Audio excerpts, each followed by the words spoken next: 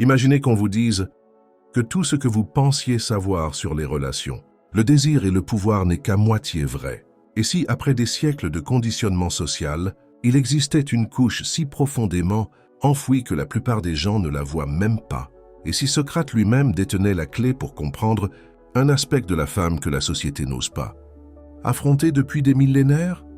Il ne s'agit pas d'une simple discussion philosophique. Ce genre d'exploration peut ébranler votre vision du monde jusque dans ses fondements. Et tout commence par l'une des questions les plus subversives de tous les temps. Que veulent vraiment les femmes? Et quel rôle joue leur silence? Dans cette vidéo, nous explorons un domaine que beaucoup craignent, que certains nient et que quelques âmes courageuses osent explorer. Mais je vous promets qu'à la fin, vous verrez le monde et vous-même avec une telle clarté qu'il vous sera impossible de retomber dans l'ignorance. Et oui, la révélation finale est la plus bouleversante de toutes. Alors, si vous êtes prêt à affronter des vérités que la plupart évitent, si vous êtes prêt à découvrir une sagesse ancestrale cachée à la vue de tous, restez jusqu'au bout, car ce que vous entendrez maintenant pourrait changer votre vie. Avant d'aller plus loin, je vous invite à vous abonner, à aimer et à partager vos réflexions dans les commentaires, car vos réflexions et questions suscitent des conversations vraiment importantes. Partagez cette vidéo si vous la trouvez intéressante. Nous ne faisons que commencer, et croyez-moi, les révélations à venir ne sont pas celles que vous attendez.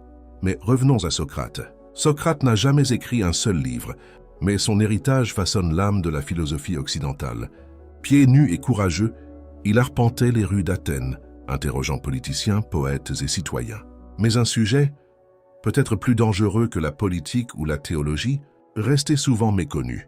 La nature des femmes, leur désir et l'influence qu'elles exercent, souvent de manière invisible. Il connaissait bien le pouvoir des femmes. Sa propre épouse, Xanthippe, était décrite comme vive et affirmée. Une femme qui défiait constamment Socrate. Beaucoup la trouvaient difficile.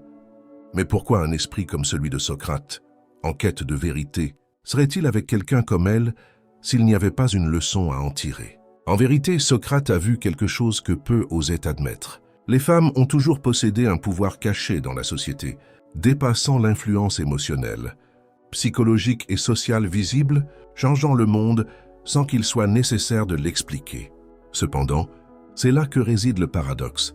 En public, les femmes de l'Athènes antique étaient censées être calmes, modestes et obéissantes. Mais dans la sphère privée, au sein de la famille, dans l'intimité, dans l'éducation des enfants et dans la guerre, elles possédaient une autre forme de domination, un pouvoir discret, une autorité tacite qui ne réclame aucune attention, mais qui pourtant domine tout. Et si ce pouvoir, aujourd'hui encore, il demeure vivant, discrètement à l'œuvre dans la vie moderne, influençant les décisions, guidant les relations et façonnant les identités sans jamais être reconnu. Des siècles plus tard, Carl Jung a répété quelque chose d'étonnamment similaire. Il a parlé de l'inconscient féminin dans la psyché de chaque homme. Il le séduit, l'inspire, le trouble et le complète. Mais c'est là que réside la clé. Si un homme n'en a pas conscience, cela ne disparaît pas. Il le contrôle dans l'ombre. Maintenant, posez-vous la question, que se passe-t-il lorsque ce pouvoir et cet archétype féminins intérieurs entrent en conflit avec les femmes réelles de notre vie? Interagissons-nous avec des personnes ou des projections? Sommes-nous conscients de leur véritable influence? Ou sommes-nous influencés par des influences que nous ne voulons pas voir? La plupart des hommes ne se posent jamais ces questions, et c'est précisément pour cette raison qu'ils restent prisonniers d'un cycle d'attirance, de confusion, de ressentiment et de désir. Le philosophe Alander Botton a dit un jour « Nous ne tombons pas amoureux de ceux qui nous conviennent, mais de ceux qui nous sont familiers, parce que nous cherchons en nous-mêmes quelque chose de perdu ou d'introuvable. » C'est là que Socrate devient dangereux, car il nous met au défi d'examiner ce qui se cache derrière. Non seulement les faits, mais aussi les motivations. Non seulement les apparences, mais l'essence même. En ce qui concerne le féminin, cela signifie que nous commençons à nous interroger sur ce qui nous attire vraiment. Que projetons-nous? Qu'ignorons-nous? Imaginez une société où ces questions ne seraient jamais posées, où l'on apprendrait aux hommes à conquérir, à subvenir aux besoins et à poursuivre, sans comprendre les profondeurs de la psychologie féminine. Dans un tel monde, les femmes deviennent des symboles, des désirs et des mystères, souvent craints et rarement compris. Et les femmes, génération après génération, apprennent à composer avec cet aveuglement et à l'utiliser, non par malveillance mais pour survivre. La sagesse transmise ne se transmet pas toujours par écrit.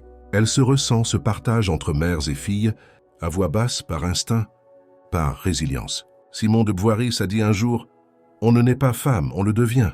Ce devenir, cette transformation, s'opère au sein d'une structure qui récompense le silence et punit la confrontation. Mais le silence n'est pas une absence, c'est une stratégie. C'est là que réside la vérité dérangeante. Beaucoup de femmes ne veulent pas que cette vidéo soit révélée, non pas parce qu'elle les expose, mais parce qu'elle révèle une dynamique qui, secrètement, les favorise. Mysticisme, confusion, danse de la persécution. Lorsque ce voile est levé, la dynamique change et le pouvoir, lorsqu'il est nommé, se déplace. Mais on peut se demander, manipulation ou adaptation? Considérez-le comme un reflet de la nature. Tout comme les animaux développent un camouflage pour survivre, les humains développent des rôles. Toutes les stratégies ne sont pas exprimées ouvertement. Certains sont archétypiques, d'autres sont mythiques. Et Socrate savait que les mythes ne sont jamais que des histoires. Ce sont des vérités psychologiques. Cette vidéo n'est pas une question de blâme ou d'accusation. Elle est une question d'éveil. Car si nous voulons des relations plus profondes, une connexion authentique et une véritable compréhension, nous devons cesser de considérer les femmes comme des énigmes à résoudre ou des idéaux à poursuivre et commencer à les voir comme des êtres complexes, évoluants, dans un monde qui ne leur donne pas toujours la possibilité de s'exprimer pleinement. Et pour y parvenir, nous devons d'abord regarder en nous-mêmes. Socrate disait « Connais-toi toi-même ». Mais se connaître soi-même, c'est comprendre à quel point nos pensées, nos sentiments et nos désirs ont été façonnés en silence par une féminité que nous n'avions jamais anticipée. Et si je vous disais que nous n'en sommes qu'à la surface, ce qui rend cette exploration si délicate et pourtant si pénétrante, c'est que nous ne nous contentons pas de traiter des faits. Nous sommes confrontés à des siècles de vérités refoulées, d'instincts enfouis et de courants émotionnels sous-jacents difficiles à exprimer. C'est pourquoi les hommes sentent souvent que quelque chose ne va pas dans leur relation, sans parvenir à mettre le doigt dessus. Ce n'est pas que les femmes cachent quelque chose, c'est parce qu'on ne nous a jamais appris à reconnaître la structure invisible du pouvoir émotionnel. Dans tous ces dialogues, Socrate était inflexible sur un point, la quête de l'essence et non de l'illusion. Il n'acceptait jamais une réponse facile. Il creusait jusqu'à ce que les fondations se fissurent et que la vérité apparaisse nue et inconfortable. S'il était vivant aujourd'hui, il ne demanderait pas « Que veulent les femmes ?» comme le font la plupart des hommes. Elle a demandé « Quelles idées reçues sur les femmes vous empêchent de voir la vérité ?» Ce genre de questions touche au cœur. Elles vous obligent à réaliser que nombre de nos modes de vie, les relations amoureuses, la masculinité et la réussite, sont innés et non choisis. Ils nous ont été inculqués par les médias, la culture et des rôles de genre confus. Les scénarios vantent l'homme qui capte l'attention, domine et tient parole, mais il parle peu de celui qui écoute, réfléchit et voit au-delà des apparences. Mais que se passe-t-il lorsqu'on commence à voir? On réalise que le pouvoir féminin n'est pas un leurre. C'est une énergie subtile, fluide, intuitive, souvent sous-estimée, mais profondément influente. Qu'un simple regard puisse transformer la confiance en soi d'un homme ou que le silence en dise plus long que 1000 mots. Le pouvoir féminin ne rugit pas toujours. Il murmure parfois, et ces murmures forgent des destins. Le psychologue Erich Neumann, disciple de Jung, croyait que la psyché féminine porte en elle l'archétype primordial de la transformation. Il la décrivait comme la Grande Mère, non pas comme une figure réelle, mais comme un symbole du chaos, du mystère, de la protection et du danger de la vie. Affronter cet archétype signifiait affronter ces aspects de l'existence qui nous effraient et nous fascinent à la fois, l'amour, la mort, la création, l'abandon. Et la plupart d'entre nous ne sommes pas préparés à cette confrontation, car nous avons été élevés dans la croyance au contrôle, à la logique et à la franchise. Mais le féminin n'est pas toujours simple. Il est symbolique, émotionnel, multiforme, et ce n'est pas une faiblesse, c'est une complexité. Une complexité qui détient la clé pour comprendre non seulement les femmes, mais nous-mêmes. Alors, que veulent vraiment les femmes? Socrate n'aurait pas donné de réponse définitive. Il aurait plutôt posé des questions, jusqu'à ce que la question elle-même s'effondre et qu'une question plus profonde émerge. Peut-être que les femmes ne veulent pas d'un homme qui connaît toutes les réponses. Peut-être veulent-elles un homme qui voit, qui écoute, qui ressent, qui respecte la danse du mystère et n'a pas peur de l'accepter. Mais c'est là que réside le défi, voire comporte des risques. Le risque de perdre ses certitudes, le risque de remettre en question ses propres désirs, le risque de reconnaître à quel point ce que nous appelons l'attirance est déterminé par des blessures d'enfance, des besoins insatisfaits et une programmation sociale. Prenons l'exemple de la disponibilité émotionnelle. Beaucoup d'hommes se sentent désorientés lorsqu'une connexion apparemment profonde devient soudainement distante. Mais que diriez-vous de dépasser votre frustration et de vous demander « était-il vraiment disponible ?» Ou jouait-il simplement? Car les femmes, surtout celles qui ont traversé des tempêtes émotionnelles, savent faire la différence. Elles ne peuvent peut-être pas l'exprimer avec des mots, mais elles le savent, elles le ressentent. Et lorsqu'elles se retirent, ce n'est pas de la manipulation, c'est de la préservation. De ce point de vue, le silence des femmes devient non pas une absence, mais un langage à part entière. Dans le banquet de Platon, Socrate relate une conversation avec Datimère, une femme prêtresse et philosophe qui lui apprend que l'amour n'est pas une question de possession, il s'agit de devenir. Théotimée lui explique que l'amour commence par l'attirance physique, mais doit progressivement s'élever jusqu'à la beauté de l'âme, les lois de la connaissance et, finalement, la beauté de l'éternel. Laissez-vous imprégner par cela. La véritable connexion est une échelle, et la plupart ne la gravissent jamais. Car s'élever signifie laisser derrière soi les illusions, les jeux superficiels et le besoin d'approbation. Cela signifie entrer dans un espace sacré, où l'amour n'est pas synonyme de contrôle, de sécurité ou d'abandon, mais de transformation. Et c'est là que la vérité devient presque insupportable pour beaucoup. Cette transformation ne profite pas à l'ego, elle le dissout. Et c'est exactement ce que les femmes, consciemment ou inconsciemment, font souvent aux hommes. Ils reflètent ce que nous cachons, notre tendresse, nos peurs, notre soif de sens. Non pas parce qu'ils veulent nous guérir, mais parce que leur présence, surtout à un âge avancé, facilite l'effondrement de notre faux moi. Et lorsqu'un homme résiste à ce processus, il ne rejette pas seulement la femme, il rejette son propre développement. Arrêtons-nous un instant. Avez-vous déjà été attiré par quelqu'un que vous ne pouviez pas expliquer? Quelqu'un qui a réveillé quelque chose d'ancien en vous? Désir, peur, admiration, voire malaise. Ce n'est pas une coïncidence, c'est une âme sœur. Et que cette personne soit restée ou ait disparu, elle est entrée dans votre vie pour vous faire prendre conscience de quelque chose que vous évitiez. C'est peut-être pour cela que certaines femmes ont peur de cette vidéo. Car lorsque les hommes commencent à s'éveiller, vraiment s'éveiller, ils cessent de courir après les illusions. Ils ne voient plus les femmes comme des sauveuses ou des destructrices, des récompenses ou des menaces. Ils commencent à les voir comme des miroirs qui révèlent non pas qui est la femme, mais qui est réellement l'homme sous son armure. C'est pour cette raison que Socrate était considéré comme dangereux, non pas parce qu'il avait des réponses, mais parce qu'il remettait en question les fondements de la foi. Il nous a obligés à examiner les murs de notre propre prison mentale et à nous demander qui a construit cela et pourquoi suis-je encore là. Je me tourne maintenant vers vous et vous pose cette question. Que croyez-vous des femmes, de l'amour, de votre propre cœur? Et ces croyances vous aident-elles à grandir ou vous limitent-elles? Car la vérité n'est pas toujours réconfortante, mais elle est toujours libératrice. Dans la partie suivante, nous approfondirons encore davantage cette libération.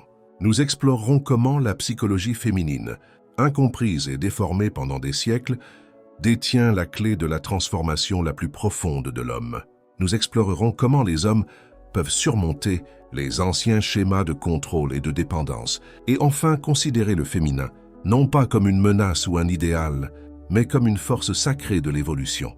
Mais attention, la plupart des gens ne sauront jamais ce qui les attend. Et c'est précisément pour cela que vous devez le savoir. Il y a une raison pour laquelle la vérité que nous explorons est si souvent rejetée, ridiculisée ou ignorée. Elle menace la structure même qui maintient les gens endormis.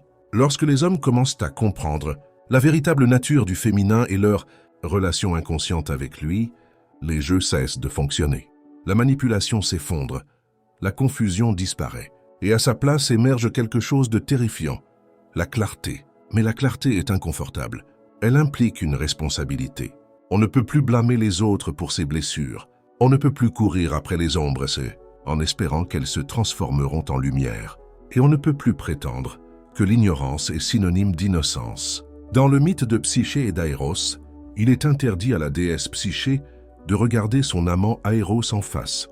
On lui dit que l'amour doit rester aveugle. Mais une nuit, incapable de supporter plus longtemps le mystère, elle allume une lampe et contemple son visage endormi. Et à cet instant, tout bascule. Aéros se réveille. Il s'en va. Et Psyché entame un long et douloureux voyage pour retrouver ce qu'elle a perdu. Ce mythe ne concerne pas seulement l'amour. Il concerne le moment où l'on décide de voir la vérité en face, pleinement et intégralement, où l'on cesse de vivre dans des fantasmes et où l'on ose l'affronter. Pour les hommes, ce moment survient souvent lorsqu'ils réalisent que leurs relations ont été marquées non par la présence et la conscience, mais par la projection et la peur. Jung expliquait cela en faisant référence à la féminité intérieure de la psyché masculine. Si cela reste inconscient, cela domine la perception de l'homme. Il la recherche, l'idéalise, lui en veut lorsqu'elle le déçoit. Et ce cycle se répète sans fin. Il n'aime pas la vraie femme qu'il a devant lui. Il aime l'idée qu'elle représente. Mais lorsque l'anima devient consciente, quelque chose de radical se produit. Les humains n'ont plus besoin de chercher l'épanouissement. En dehors d'eux-mêmes, ils se sentent complets. Et c'est seulement alors qu'ils peuvent aimer, non par nécessité mais par vérité. Socrate l'a suggéré dans ses dialogues, Platon l'a répété, et les mystiques de toutes les cultures ont toujours su que l'amour, dans sa forme la plus élevée, est un chemin vers la réalisation de soi. Mais ce chemin est étroit, et seuls quelques-uns l'empruntent. La plupart des gens se contentent du confort, de la commodité et de la validation. Ils troquent la profondeur contre la sécurité. Mais la sécurité n'est pas l'amour, c'est la familiarité. Et la familiarité est souvent l'écho de vieilles blessures. Combien de fois vous êtes-vous accroché à quelque chose, non pas parce que c'était la bonne chose à faire, mais parce que cela vous semblait familier? Combien de fois avez-vous confondu être désiré et être vu? Et combien de fois avez-vous couru après quelqu'un, espérant qu'il guérirait votre vide intérieur, pour finalement constater que ce vide ne faisait que s'accentuer? Ce n'est pas de la faiblesse, c'est humain. Mais le temps des faux semblants est révolu. Car lorsque les hommes s'éveillent vraiment, ils commencent à prendre conscience de ce qui a toujours été là mais jamais reconnu. Le féminin n'est pas un mystère à déchiffrer. C'est une force, un champ, une intelligence qui opère par les émotions. L'intuition et la présence. On ne peut le contrôler, on le respecte. Et voici ce que la plupart nient. Beaucoup de femmes, consciemment ou inconsciemment, testent les hommes pour voir s'ils peuvent résister à cette force, non pas par la logique, mais par l'énergie, le chaos et la contradiction. Non pas pour vous blesser, mais pour vous révéler. Pouvez-vous rester centré quand la tempête fait rage? Pouvez-vous maintenir l'espace quand il s'effondre? Pouvez-vous voir à travers les couches, non pas pour les réparer, mais pour les aimer plus profondément? Ce n'est pas facile. Cela requiert une force différente. Pas de force brute, mais une souveraineté émotionnelle. Pas de domination, mais de la profondeur. Et par-dessus tout, une présence infaillible. Car les femmes, surtout celles qui sont connectées à leur essence féminine, ressentent tout. Elles savent quand vous vous cachez. Vous savez quand votre sourire est un masque. Vous savez quand vous êtes présente et quand vous ne l'êtes pas. C'est pourquoi la féminité peut effrayer l'homme sans méfiance. Parce qu'elle vous perçoit. Non pas pour vous faire honte, mais pour vous inviter à l'authenticité. Dans les anciennes écoles de mystère, l'initiation ne se résumait pas à la connaissance. C'était une question de mort et de renaissance. L'ego devait mourir pour que l'âme puisse émerger. Et souvent, cette mort s'est produite par la confrontation au féminin. Non pas à la femme elle-même, mais à ce qu'elle représente. L'inconnu, l'émotionnel, l'irrationnel, l'intuitif, le transformateur. La culture moderne l'a oublié. Elle réduit les femmes à des rôles, des étiquettes, des stéréotypes, et les hommes à des artistes en quête permanente, devant constamment prouver leur valeur, et sans relâche. Or, c'est précisément ce dont les hommes ont besoin. Non pas de calme physique, mais de calme spirituel. Du silence pour écouter, du silence pour ressentir, du silence pour percevoir le féminin sans obsession ni crainte. Seul ce silence peut faire naître une véritable connexion. Socrate enseignait par le biais de questions, non pas parce qu'il manquait de réponses, mais parce qu'il savait que les réponses ne signifiaient rien si on ne les trouvait pas en soi. Je ne voulais pas impressionner les gens, je voulais les libérer. Voici donc une question qui mérite toute votre attention. Vivez-vous par réaction ou par intuition? Lorsqu'une femme vous met au défi, vous renfermez-vous ou cédez-vous? Lorsque vous vous sentez incompétent, attaquez-vous?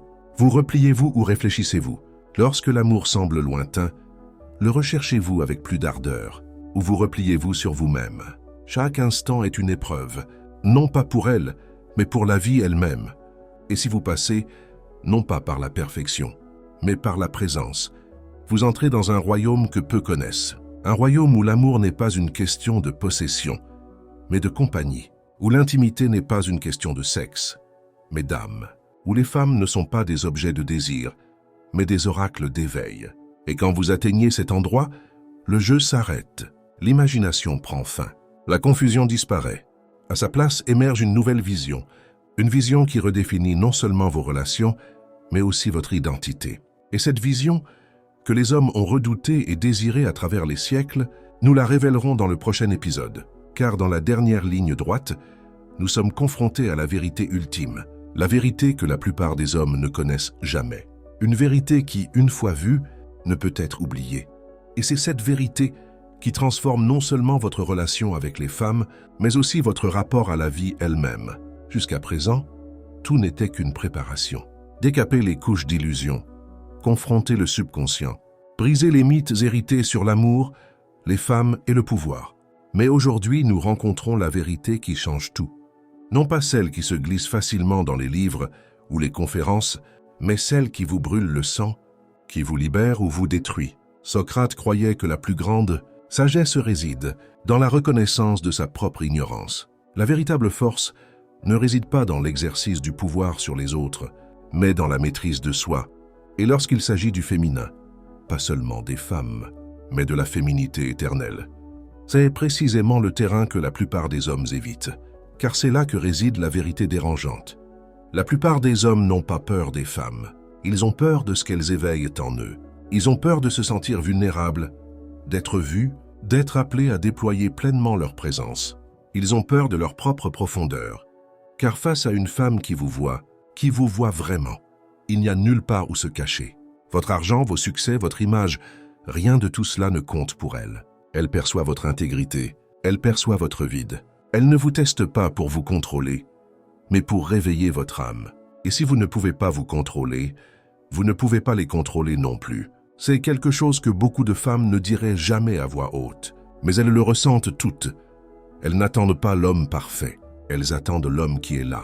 Des hommes qui ne fuient pas les sentiments, des hommes qui ne fuient pas les défis, des hommes qui ne s'effondrent pas lorsque l'intimité devient réelle. Car le désir le plus profond d'une femme n'est pas de dominer ou de rabaisser un homme, mais d'être entendu par lui, d'être senti, d'être écouté, non pas d'être perçu comme un rôle ou une obligation, mais comme un mystère vivant. Et c'est là que réside le paradoxe. Lorsqu'un homme tente de conquérir une femme, il se perd. Lorsqu'il la trouve, il se trouve lui-même. Le monde moderne a formé les hommes à réussir, à rechercher la reconnaissance, à accumuler le pouvoir et à s'imposer. Cependant, rien de tout cela ne touche l'âme, car le pouvoir sans présence est vide, le succès sans profondeur est creux, et les relations sans vérité sont des prisons enveloppées de plaisir. C'est le moment où tout ce que vous pensiez désirer est mis à l'épreuve. Voulez-vous le contrôle ou la connexion? Voulez-vous jouer la comédie ou la présence? Voulez-vous le réconfort ou la vérité? Car la vérité brûlera. Elle brisera vos illusions. Elle brisera la version de vous qui s'amenuise. Mais des cendres de cette fausse identité, un autre homme naîtra. Celui qui ne mendie plus l'amour, mais l'incarne. Quelqu'un qui n'a plus besoin d'impressionner, mais inspire par sa simple existence. Quelqu'un qui ne se contente pas de lire de la philosophie, il la vit. Cet homme est dangereux, non pas parce qu'il recherche le pouvoir sur les autres, mais parce qu'il refuse d'être manipulé. Il voit, il sait, il prend ses décisions en toute conscience. Et c'est pourquoi les femmes le désirent et le craignent à la fois. Car lorsqu'un homme comme lui entre dans sa vie, il ne joue pas, il ne se laisse pas emporter par les drames, Il ne recherche pas l'approbation. Il l'invite avec douceur, passion et pleine vérité. Et la vérité est la suivante. La femme ne veut pas d'esclave. Elle veut un miroir. Un miroir qui reflète son propre chaos divin, sa beauté, sa fureur, sa passion, et qui les retient d'une présence inébranlable. Cette présence est inimitable. Elle vient d'un homme qui a affronté son ombre, éprouvé sa propre douleur et en est sorti indemne. Ni amer ni brisé, mais entier. Un tel homme est exceptionnel, car il n'a pas été créé dans la complaisance. Il a été forgé dans le feu, et maintenant la décision vous appartient. Oubliez ce que vous avez entendu. Reprenez vos vieilles habitudes. Continuez à rechercher la validation, le pouvoir et les rêves, ou entamez la révolution intérieure. Celle que Socrate a vécue, celle que Jung a conçue, celle que les femmes ressentent, mais expriment rarement. C'est la révolution de la présence. Pas seulement en amour, mais à chaque instant de votre vie. Pouvez-vous être là pour vous-même quand vous en avez le plus besoin? Quand votre partenaire est triste, que votre enfant a peur, que vos rêves sont brisés, que votre cœur est brisé, pouvez-vous encore tenir bon, respirer, choisir l'amour plutôt que la peur? Aucune femme ne peut vous donner cette force, ni vous la retirer. C'est la seule chose dont les hommes ont besoin. Et c'est la vérité que les femmes espèrent, que vous ne découvrirez jamais. Non pas parce qu'elles craignent votre éveil, mais parce que cela change tout. Cela change votre façon de la voir, de l'aimer, de l'honorer et de vous honorer vous-même. Ce n'est pas la fin, c'est le début d'une autre vie. Une vie ancrée dans la vérité, ancrée dans le présent et libérée des illusions. Socrate ne craignait pas la mort, car il s'était déjà débarrassé de ses illusions. Il vivait pleinement. Il se posait de profondes questions. Il aimait la sagesse plus que la complaisance. À votre tour de répondre à la question. Vous réveillerez-vous ou dormirez-vous paisiblement, épargné par votre réussite? Insensible à la vérité qui vous pousse à aller de l'avant? Quel que soit votre choix, soyez-en conscient. La porte de la vérité est toujours ouverte, mais seuls les courageux la franchissent. Et maintenant, vous savez où elle se trouve. Merci de votre attention.